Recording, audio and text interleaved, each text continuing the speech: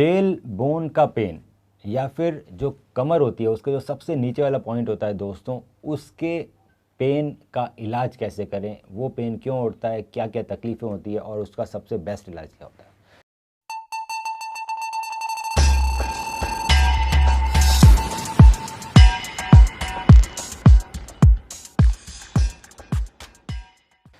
तो दोस्तों जनरली जो टेल बोन का पेन होता है वो आपको बहुत परेशान करता है। अगर वो चालू हो गया तो वो कभी इंजरी के दौरान भी हो सकता है, कई बार अपने आप हो जाता है।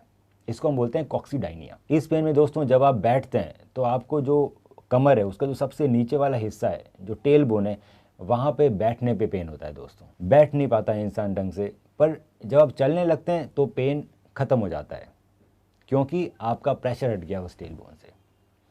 कुछ कुछ कंडीशंस इस टेल बोन के पेन को मिमिक करती है, मतलब एक जैसे आपको सिम्टम्स मिलते हैं, जैसे कि पाइलोनिडल साइनस। उसके अंदर आपके टेल बोन के एरिया में एक फोड़ा हो सकता है।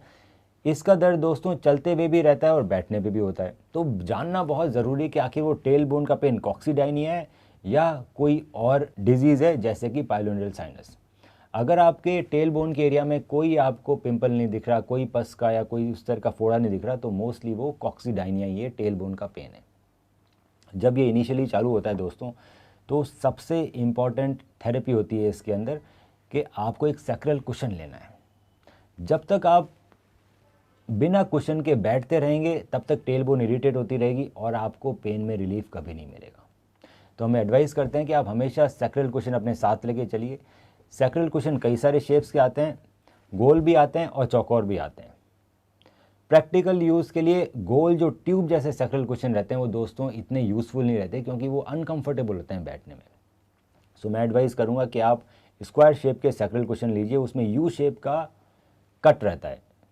सो जो आपके हिप्स होते हैं, जब आप सैक्रल कुशन में बैठते हैं तो आपके हिप्स सैक्रल कुशन पर रहते हैं और जो टेल बोन है वो हवा में हैंग करती है, जिस पे प्रेशर नहीं पड़ता और धीरे धीरे हमारा टेल बोन का पेन ठीक होने लगता है।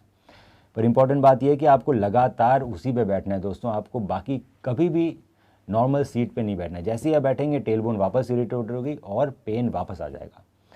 तो बहुत सारे लोग ऑफिस में एक सैक्रल कुशन रखते हैं, एक कार में रखते हैं और एक घर में रखते हैं, ताकि जब भी वो बैठें तो सैक्रल कुशन के ऊपर ही बैठें। स्क्वायर सैक्रल कुशन ले सकते हैं आप, जिसमें आजकल सिलिकॉन भी आता है जो बहुत कंफर्टेबल रहता है। तो सिलिकॉन के स्क्वायर सैक्रल कुशन से अगर आप लगातार बैठ रहे हैं तो आपके टेल बोन का पेन धीरे धीरे धीरे धीरे ख़त्म हो जाएगा। दूसरा इसमें थेरेपी होती है सिट्स बाथ। इसमें गर्म पानी का टब में आप सिकाई कर सकते हैं टेल बोन एरिया की, जिससे कि जल्दी रिलीफ आता है।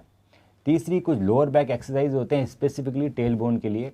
आप अपने डॉक्टर से मिलकर उसकी सलाह ले सकते हैं किस तरह की एक्सरसाइजेज करनी है। जनरली ये एक्सरसाइजेज लोअर बैक स्ट्रेंथनिंग और पेल्विक फ्लोर स्ट्रेंथनिंग या कीगल्स एक्सरसाइजेज होती है। तो ये 3-4 कंजर्वेटिव मेथड अगर आप अपना रहे हैं, रेगुलर एक्सरसाइजेज, सैक्रल कुशन और सिट्स बाथ, तो आपका टेल बोन पूरी तरह से ख़त्म हो जाएगा और वापस भी नहीं आएगा। पर कुछ कुछ लोगों में ये सब करने के बाद भी टेल बोन पेन ख़त्म नहीं होता है दोस्तों। इस कंडीशन में हम आगे इन्वेस्टिगेट करते हैं, जैसे कि एक्सरे करेंगे, एमआरआई करेंगे उस एरिया की। अगर एमआरआई में कुछ एबनॉर्मलिटीज़ नहीं निकली, जैसे कि इन्फेक्शन या फ्रैक्चर, तो उस पर्टिकुलर एरिया टेल बोन के अंदर हम इंजेक्शन के माध्यम से टेल बोन का पेन ठीक कर सकते हैं। इंजेक्शन स्टेरॉइड के भी लगते हैं और injection PRP platelet rich plasma के भी लगते हैं।